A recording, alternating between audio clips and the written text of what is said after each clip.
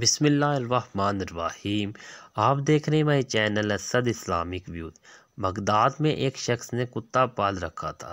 ایک دن اس کا کہیں جانا ہوا تو کتا بھی ساتھ ساتھ چلنے لگا، یہاں تک کہ اس شخص کا گزر اس کے دشمنوں کے پاس سے ہوا۔ انہوں نے پکڑ لیا اور ایک مکان میں لے جا کر قتل کر کے کنویں میں پھینک دیا۔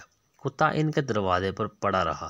ان لوگوں میں سے ایک شخص باہر نکلا تو کتا اسے کاٹنے کو دوڑا۔ اس نے لوگوں کو مدد کے لیے پکارا اور بمشکل جان بچائی، مگر اس واقعے کی اطلاع خلیفہ کو بھی ہوئی تو خلیفہ نے اس شخص کو بلایا اور پوچھا، آخر کیا وجہ ہے؟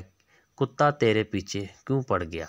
مقتول کی ماں نے دیکھا تو کہا، میرے بیٹے کے دشمنوں میں یہ شخص بھی ہے۔ کوئی تعجب کی بات نہیں یہ بھی قاتلوں میں شامل ہو۔ چنانچہ خلیفہ نے اپنے خادموں کو حکم دیا کہ اس شخص کے ساتھ ساتھ چلو۔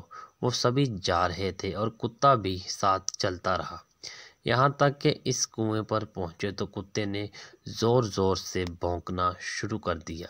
یہ ماجرا دیکھتے ہی اس شخص نے اقرار کر لیا کہ میں نے دوسرے لوگوں کے ساتھ مل کر اسے قتل کیا ہے۔ چنانچہ خلیفہ نے قصاص میں تمام کو قتل کر ڈالا۔ کتا بھی اپنے مالک کا اتنا وفادار ہے کہ اس کا نمک کھاتا ہے تو پھر اس کی چوکھٹ سے لگا رہتا ہے اور اپنی وفاداری کا حق ادا کر دیتا ہے۔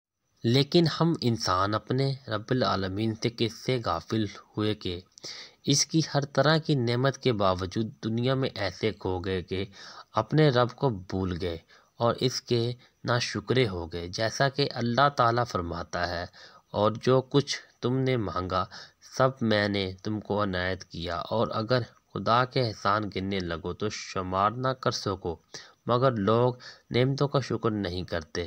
کچھ شک نہیں کہ انسان بڑا بے انصاف اور ناشکرا ہے۔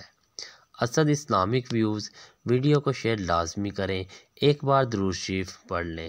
آپ کو ہماری ویڈیو کیسی لگی ضرور بتائیے گا۔ ملتے ہیں نیکسٹ ویڈیو میں، تب تک کے لیے اللہ نگہبان۔